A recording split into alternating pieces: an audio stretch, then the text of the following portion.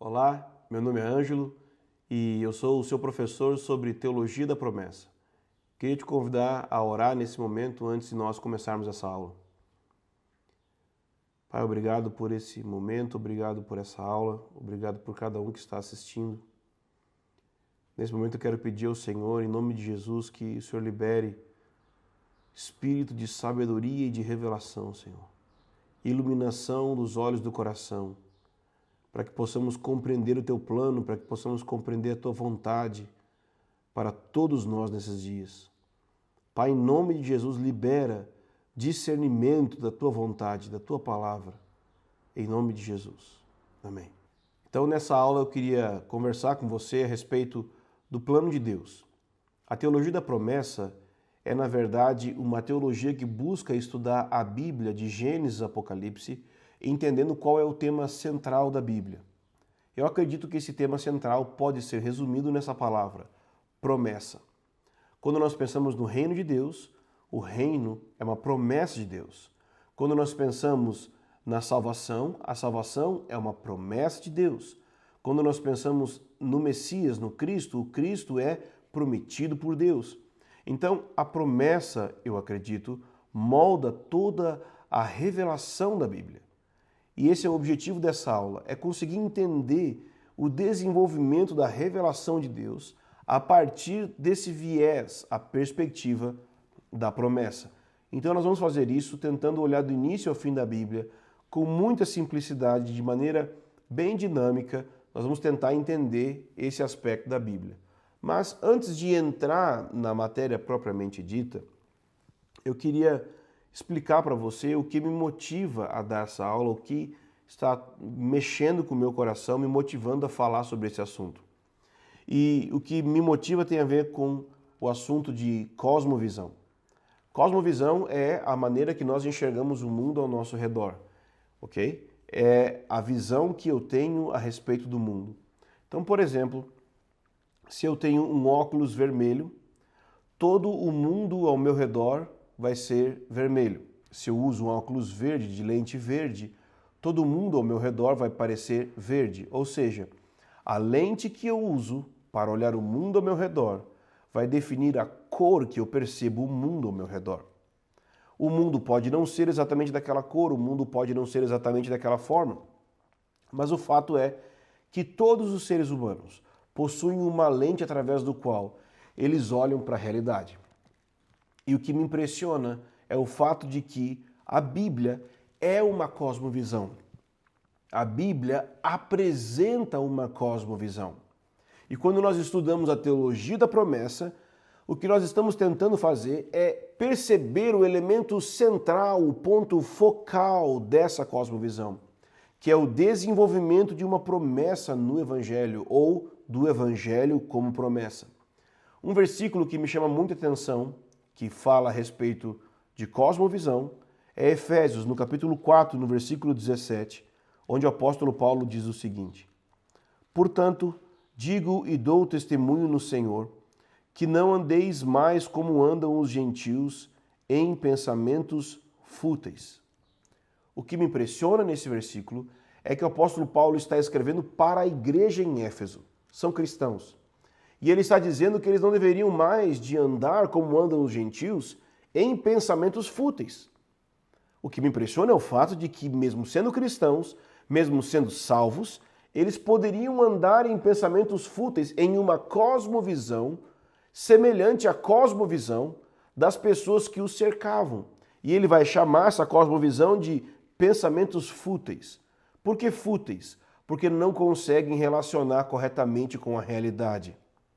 A realidade é o mundo ao nosso redor, a realidade é esse mundo que existe independente de eu tomar consciência da existência dele ou não. E a minha cosmovisão é essa experiência de unir vários elementos da verdade para perceber o mundo ao meu redor. De maneira que nós temos então duas coisas, a realidade e a verdade. A realidade é aquilo que existe fora da minha mente, independente de eu tomar consciência disso ou não. E a verdade é a minha percepção e a declaração que eu faço sobre a realidade. quanto mais apurada for a minha percepção e a minha declaração sobre a realidade, maior vai ser a verdade que eu vou estar falando. Portanto, Paulo diz: não andem mais como andam os gentios, em pensamentos fúteis. Eu creio que esse é um chamado para todos nós como igreja. É mudarmos a nossa forma de pensar. É termos uma maneira de olhar para a realidade que seja a partir da Bíblia. O fato é que muita gente pensa sobre isso, muita gente entende sobre isso, já falou sobre isso, mas nunca percebeu que a Bíblia, como a Bíblia pode formar a nossa cosmovisão. A Bíblia não vai formar a nossa cosmovisão simplesmente se nós olharmos versículos isolados um do outro. O que forma a cosmovisão das pessoas são histórias. Quando as pessoas ouvem histórias que contam o sentido do universo, que falam sobre a origem do universo, ou que falam até mesmo que o universo não teve origem para algumas pessoas, que contam a respeito do destino da vida, essas histórias, elas vão trazendo significado e as pessoas, através delas, olham para a vida. Pois bem, a Bíblia é assim. A Bíblia é uma história. A Bíblia é o que nós chamamos de metanarrativa. Metanarrativa é uma história que conta ou que traz o sentido da realidade total do mundo. Então, minha proposta nesse curso é ajudar você a olhar para a Bíblia como uma história de Gênesis a Apocalipse. Eu queria começar mostrando para você algo muito interessante. Gênesis, capítulo 1, versículo 1, diz que no princípio Deus criou os céus e a terra. Então, o início da história de Deus está falando sobre céu e terra. Mas se você olhar em Apocalipse, no capítulo 21, ou seja, o fim da Bíblia e, portanto, o fim da história da Bíblia, você vai ver um versículo ensinando sobre novos céus e nova terra. Apocalipse 21 diz assim, no versículo 1: Então vi um novo céu e uma nova terra, pois o primeiro céu e a primeira terra já se foram e o mar já não existe. Então você tem os primeiros versículos da Bíblia falando sobre céu e terra e os últimos versículos falando sobre novo céu e nova terra. O que isso quer dizer? Quer dizer que nós temos uma única história se desenvolvendo na Bíblia.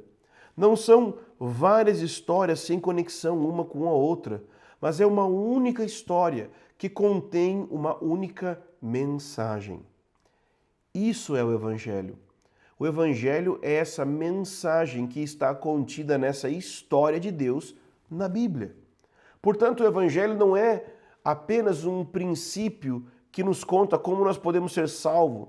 Não é um princípio que vai nos ensinar qual o caminho da salvação. O Evangelho é uma história que está sendo falada, contada pelos apóstolos e profetas de Jesus, dizendo como que Deus em Cristo está nos salvando. Portanto, essa aula tem como objetivo trazer esse entendimento para você global e amplo de Gênesis e Apocalipse, dessa promessa de Deus que no fim das contas ela deve formar a maneira que nós pensamos, formar a maneira que nós fazemos missões, formar a maneira que nós vivemos. Então eu queria que você tivesse essas palavras em mente durante todo o nosso curso. Em primeiro lugar, a realidade. Qual é a definição? Realidade é tudo aquilo que está fora da minha mente e que independe da minha tomada de consciência dela. Ok? Isso é realidade. Ou seja, eu posso não saber que está chovendo lá fora, mas está chovendo. Ou eu posso achar que eu não existo, mas eu existo. Não importa o que eu pensar sobre a realidade não irá mudar conforme eu penso. O que precisa mudar é como eu penso diante da realidade. A realidade não é afetada por como eu penso, mas como eu penso é sim afetado pela realidade. Portanto, eu queria que você guardasse em mente isso. Realidade é tudo aquilo que está fora da minha mente e existe independente da minha tomada de consciência disso. Mas nós temos também a verdade. Eu quero que você grave essa palavra na sua mente, essa expressão na sua mente. Verdade é a expressão da minha compreensão sobre a realidade.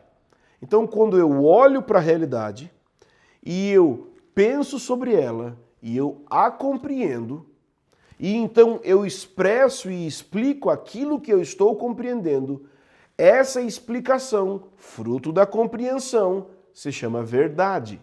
Ok? Por que eu estou dizendo isso? Porque a minha tese básica é que a Bíblia é a verdade que explica a realidade. E, portanto, se nós queremos viver de maneira correta na realidade, então nós precisamos andar de acordo com a verdade. Só que quando a verdade da Bíblia começa a moldar todo o nosso ser, moldar toda a nossa mente, nós chamamos esse molde da verdade de cosmovisão. Então eu quero que você guarde também essa palavra na sua mente. Cosmovisão. Cosmovisão significa visão de mundo. Então sempre quando nós nos referimos a esse termo nas aulas, eu quero que você pense nisso. Cosmovisão é visão de mundo. É a maneira que eu olho para a realidade, o conjunto de verdades que vão compor a minha compreensão da realidade. Esse conjunto de verdades vai se chamar cosmovisão. Ok? E a maneira que eu estou pensando sobre o conjunto de verdades que forma a nossa cosmovisão, eu estou chamando esse conjunto de verdades de metanarrativa.